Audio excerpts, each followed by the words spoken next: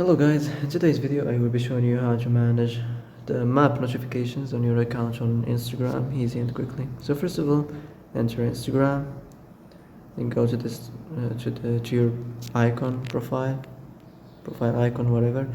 So here we have these three lines, click on it, then click on the notifications, and then here we have the map, so click on it. And next we have here the notes activity, off or on, the last active location shared, the location share and request, and the location share and reminder. Here if you want to waves at you, off or from people, from profiles you follow, from everyone.